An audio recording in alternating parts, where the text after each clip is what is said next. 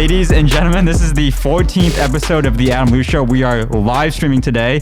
I'm your beloved host across everywhere, of course. Beloved host Adam Liu. I had to say that 3 times. Jesus Christ. We're live streaming. I have a guest, Kold Kwan. I played his footage from performing as the intro to this episode. Kold Kwan, how's it going? Yo, what's up, Adam? Thanks you so much for having me. No, this is going to be a lot of fun. You know, Hell we're yeah. both Asian creatives. We're supporting each other. You know, you're a hip hop artist, Hell correct? Yeah, you make music. And what got you into making music?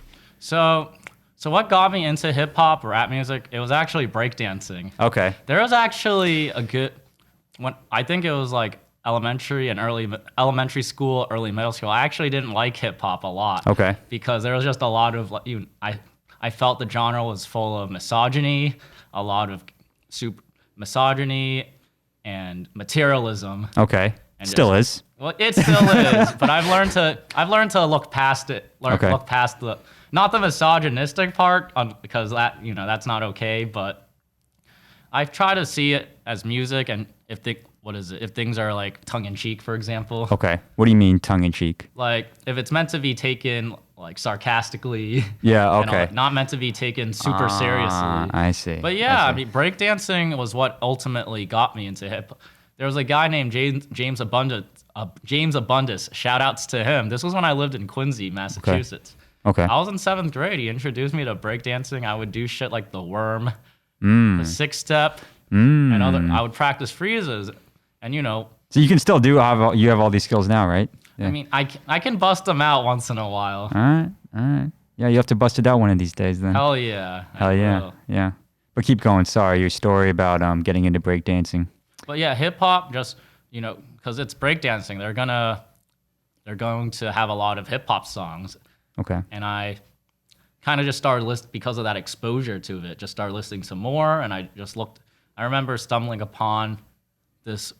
There's a song called "When I'm Gone" by Eminem. There was a remix of it with Tupac spitting the verses. Okay. And that was my first exposure to Tupac, and I was Okay. like, "Wow, this is really dope." It's Okay. not like the stuff on the radio. Okay. And that kind of got me. That kind of got me in a rabbit hole Okay. of hip hop from that point on. That "When I'm Gone" remix with Tupac got you into the rabbit hole of hip hop. I would say that like I was listening to hip hop before, but I remember that moment being like a defining. What about that song? Like, what about that song like really got you into it? You know what I'm saying? I mean, I just felt like with Tupac. So it's been so long since I listened to it, I don't even remember the content, but I just remember his charisma and his delivery, how sharp he was with his words. Okay. Did you like that his like music like meant something? You know what I'm saying?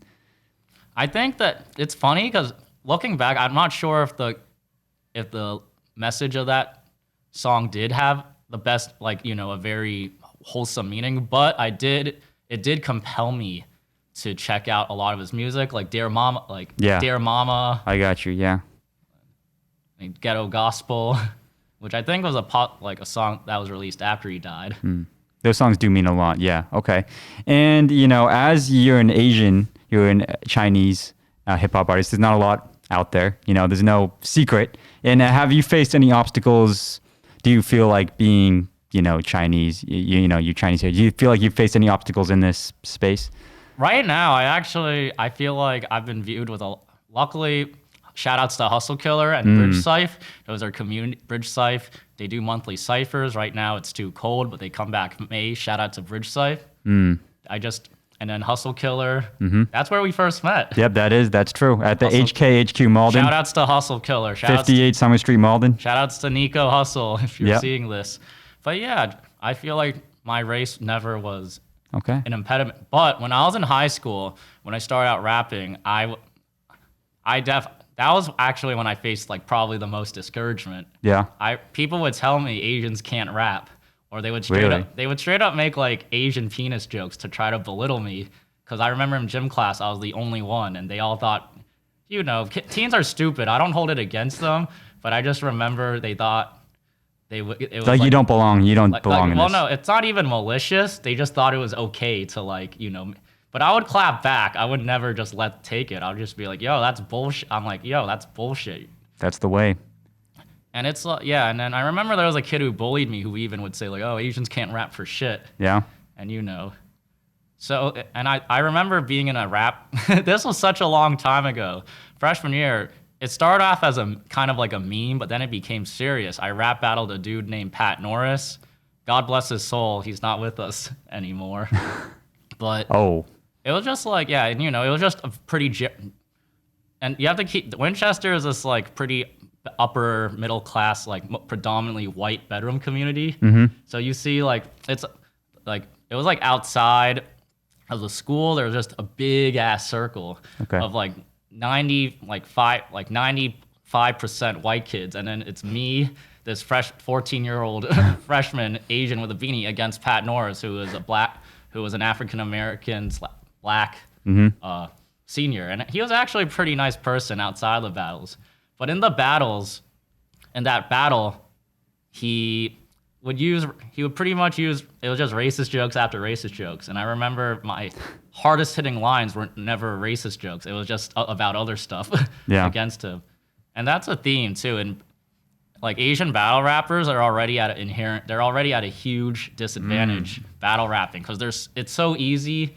And I still feel like that racism against Asians is just, I wouldn't say normalized, but people don't take it as seriously. That's true. As racism against. So, I mean, fucking Migos has a song, I think Chopsticks, where they say, fucking literally the chinks or something, and that did not get nationwide outcry at all. They didn't get canceled or nothing. No, you're right. And why do you think that is? Why do you think people take it less seriously? Because I think there's multiple reasons. I think that Asians are seen as a model minority. I think that's the biggest one. It's true. They think that we're super, like, really privileged. And there's also just, I think that Asian culture, there's also this is mostly with, like, immigrants, like more traditional immigrants, but, like, if you're facing, like, racism and stuff, you just keep your head down. Because my parents and, like, other family members and friends, their view of revenge is just to outdo them economically and all that. It's true. Outdo them economically. It's very true. But, I think that in American culture, you putting your head down is seen as weakness. And so I think that's why there's this perception that Asians are weak, we're pushovers, we're passive, and that feeds into the racism against us. People 100%. Think it's okay to, like, when I was a senior in college, there was friendly dude, just cooking, and then suddenly he said ching chong. And then I, like, had to stop him. And, instead of exploding, which I was very tempted to, I was like, whoa, you can't say that. I just calmly explained to him, like, that's a slur. That's, you cannot He's making fun of you. But he's making fun of whatever, or Asians in general. But he quickly, like, felt remorse. He, like, had no idea that it was, like, a serious slur. And I was like, just like how you don't say the N-word to black people, don't say ching chong or chinks. And, I mean, like I said, Migos said it in a rap song. That shit should, they should be condemned for that. But I got you. We're not in the spotlight. And Lil Pump, you know Lil Pump, right? Yeah. Didn't he pass away? No. You're thinking of Lil Peep. That's who you're thinking about. But no, Lil Pump, he had a song also. Like, I think he had a live stream, and he said ching chong, and we're all like, yo, what the, Granted, he's just a young dumb teen, but I remember later on he made an excuse, like, I have Chinese friends, and I'm like, that doesn't change the fact that what you said is stupid, and it's belittling. And, very. But there was a Chinese rapper, China Mac, who I look up to. He called him out on it through his Instagram accounts, and there's a video. He went to the club to confront Lil Pump about it. And China Mac's he's an ex-convict, former gang member, so I got you. But nothing happened. Lil Pump, just apologized. It was like it wouldn't happen again. China Mac showed up and just showed him what was up. I would apologize too if he showed up. Yeah, and Lil Pump, you could see a look on his face. He's like, "Oh shit!" He was just like, "Oh shoot!" He showed up. Don't fuck with him. Yeah. And what about you and your upbringing? Like, are you the child of immigrants or when? My dad came here to the U.S. when he was 17. He's from Hong Kong. Okay. My mom came here much, much later. At least relative to my dad. My dad came here in the early 1980s. Okay. And my mom came here in the 90s Okay. Why? because China was a lot, it was a lot poorer than it is now. Mm-hmm. So my mom was well educated, went to college, like had a solid job, and she was like, but for like, since she was a teen, she wanted to go to the U.S. because it meant more opportunities. Mm-hmm. And I think she said it was like a almost 10-year process to immigrate to the U.S. and all that. Okay, so it was an economic reason they came here, though, is what you're saying. Yeah. And like, what about your upbringing with your parents? Have they been supportive of your, of your music career? So they haven't discouraged it, but it's also clear that they don't understand it as well. I got you. No, my mom tries. I remember I was at a bridge cipher at Starlight Square in Cambridge. My mom and the family friends showed up to see what it was about. Uh-huh. And they saw music videos and like sent it like family friends have seen it and they like it, which I think is hilarious. And what? Talk about your last music video. My last video, 2 Steps from Hell. Yeah. So that last video, you want me to talk about like just the making of that music video? Yeah. So and the song too. So I'll start with the song too. So the song 2 Steps from Hell, it's a pretty epic sounding song. It combines elements of drill music with the percussion and the bass, but what's interesting about it samples a song called Beerus Madness from the anime Dragon Ball Super. I've always heard that song and that scene in particular. Beerus, there's this character named Zamasu that tries to attack Goku, and Beerus, the god of destruction, just takes his hand, and then that music plays. Okay. And then he does a move called Hakai, and he literally deletes his existence. I need to watch that scene. I've never watched Dragon Ball Z. Sorry, Kai, but your luck has run out.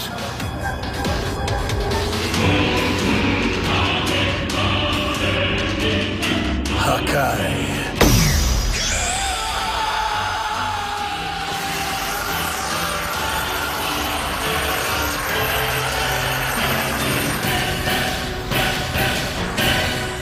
So. But that scene is pretty iconic in Dragon Ball Super, and I've always loved that song. And I think it was like already 2 years ago, I was like, I need to make this into a track. And I decided to, and because a lot of drill music is about like street shit, like guns, drugs, True. bitches. I decided to do a different route. Like the sample's already like a little bit like different, because the sample involves like during the verse part, it's like little strings like this. Okay. And then the hook has the voices, like voices singing. And I decided to make the song 2 Steps from Hell about fighting negative self-talk, anxiety, and depression. Because the song, like the first half of both verses are pretty pessimistic. It's like introspective. Like, am I worth it? Settle for less, deserve it. I stagnate, incapacitate, perfectionist, procrastinate. So just a lot of like struggles with like me not being the version of myself I want to be. And that's the second verse. The first verse, woke up at 5, racing thoughts, not on the track I wish I was. That's anxiety. Because there was like a period of time late last year, I would wake up at 5 o'clock and I would be awake, but it was the worst type of awake. I would just be filled with like anxiety and intrusive thoughts, and it's not fun. No, not at all. I got you. And it was long lost, forgot patience, and unaware I start pacing around the table aimlessly. That's like describing me being restless, anxious. So do a lot of your lyrics come from like deep, dark places? Yeah, I would say a lot of them do. Like because they're very introspective and dive deep into like my psych. And I write a lot of my stuff when I am like struggling with like. That's your style, Yeah. You like when you're struggling, you express yourself, and you find that as a way, like a therapeutic way. Is that what you're saying? But like 2 Steps from Hell, it's pretty optimistic because the second half of both verses, when you can hear the voices from the choirs singing from the sample, it always pops right in the verse, second half of the verse, when the lyrics become much more optimistic. Okay. So, like what was it? Ruminate ruminate on the past life, emotions, thoughts, a bad fight. With what I want, the devil haunts, the struggle daunts. Will I succumb? Nah, fuck that. I won't listen or engage at all. It's a snake hissing. Okay. Rating me with self-doubts, was hellbound, but I've help now. And that all comes from a place of therapy. Because therapy told me to do your best to not engage with those like negative, like destructive thoughts. Oh, cool. And it was my therapist who actually told me to treat that inner voice, the rumination and the ones that, like all those bad thoughts, the negative thoughts, the critical voice as an annoying roommate. Try to be compassionate to it instead. Oh, that's interesting. Wow. So it's like, but yeah, that one, it's like, fuck that. I won't listen. Like, I'm not going to listen to this inner voice that wants. And I think the inner voice, deep down, like when you ruminate, I think that voice, your thoughts are trying to protect you from actually feeling that emotion that you're feeling. So sometimes I reflect and I thank, in quotation marks, thank my thought patterns and the thoughts for trying to protect me from feeling those emotions. Wow. I won't listen or engage. Yeah. And yeah. And when therapy is the help that I describe in that part of the verse. And talk about the music video. You filmed that with the Hustle Killers, right? Hell yeah, Nico Hustle. We shot, recorded, and finished it the same day. That was lit. Damn. All right. Yeah, no, check it out. It's on your YouTube, right? Heck yeah. Yeah, where can they find your YouTube? Yeah, just type in Kold Kwan, KoldKwan, and it'll be there, Yeah, it's a dope music video, and I'm sure we'll be working together in the future too. Hell yeah. Photo shoot, whatever, music video. We'll get some dope stuff coming up too, I'm sure, right? Hell yeah. And I want you talked about Nico Hustle. What do you think about this local Boston music scene? Switching gears a lityou bit. Yeah, I think it's a beautiful thing. I've always wanted to be part of something like this, like a big movement. Like, do you know Joey Badass? Yes. Or yes. Future. Yeah. Like they had these like collectives. They all just met and then they grew and grew. And I've always wanted to be part of a collective like that. So that's the vision you're saying, that like everyone's gonna grow together. Yeah, everything. I love that sense of community and how a lot of us come from different places. Like people from Lynn, there's a bunch of them from Lynn. Yep. Bunch that live in East Boston, like Kamari Jones and Cypher, Get to the Veg, shout outs to them. Yeah, it's a big community. There's a lot of different people. Every event, there's someone different. There's someone, it's very unique, Yeah, and I feel that, and it's like, Hustle Killer, it overlaps with Bridge Cypher. Yeah. And a lot of people come to both like events and all that. And it's artists are supporting each other, right? Yeah, and that's what it is. Absolutely. And Bridge Cypher was how I met Greatness. Yeah. Shout outs to Greatness. Greatness is the host for Greatness AF. Almost all, Greatness as fuck. Yeah. He was a guest on this podcast too. Yeah. Hell yeah, baby. Hell yeah, shout outs to him. But yeah, he was in Bridge Cypher, and then I just kept going to Bridge Cypher ciphers, and he was there, and then people, just became like buddies with him. He's a cool ass dude, and I became friends with a lot of other people in the scene as well. Like I remember the first time I went to a Hustle Killer, it was a cipher. Paranoia. I met him at the first time I went to a Bridge Cypher back in August last year. Wow. Noza Rez, who I met in September at Bridge Cypher, was there too. And then J Plus. It was shout outs to J Plus. I'm working on some songs with him. He was one of the first people I befriended from the scene.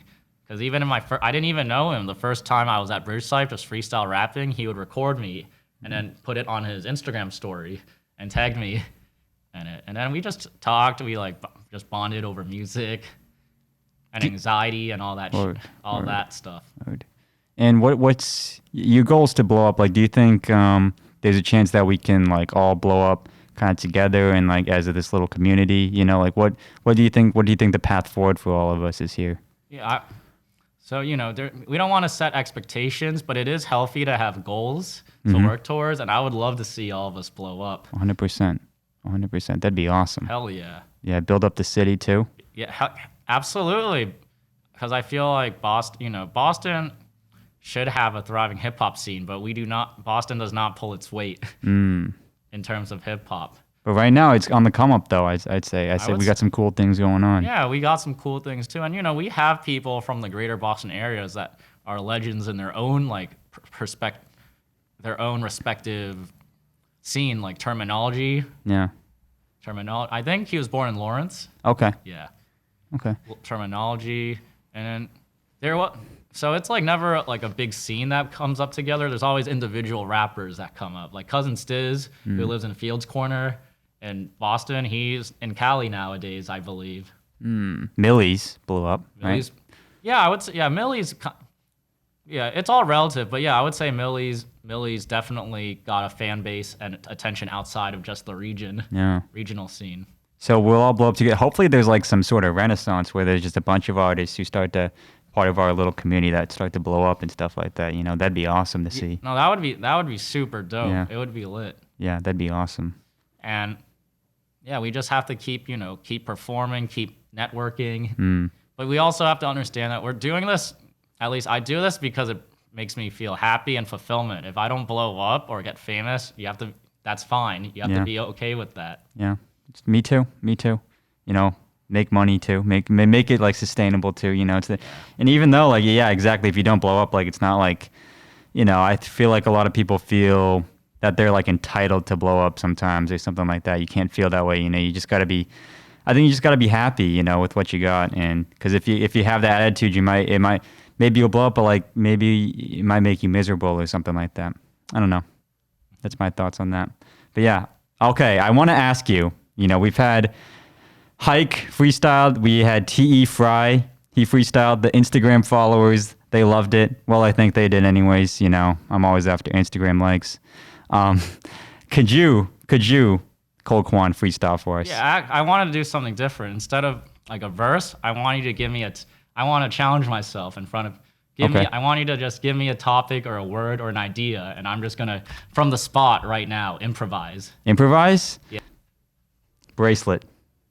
Yo, bracelet? Well, yeah, okay. Is that too hard? No. I can do that. Let's do it.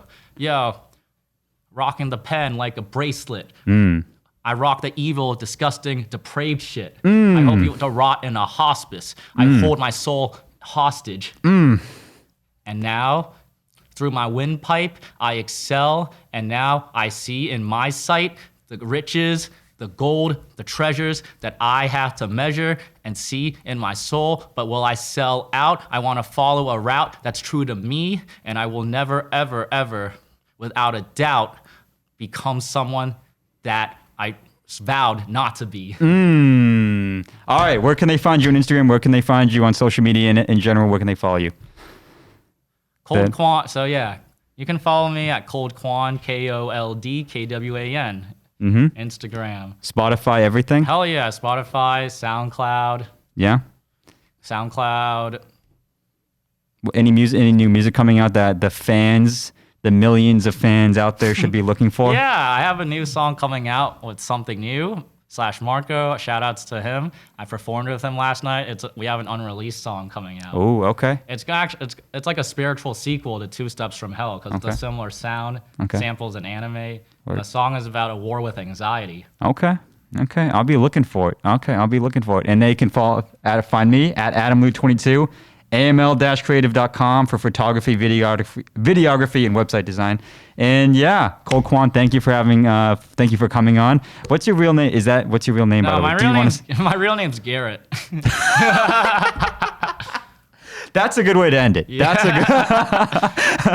All right, Garrett. Thank you for coming on, brother. Thank you. Appreciate it, dude. Appreciate it. All right. Have a good day. Thank you. Take care.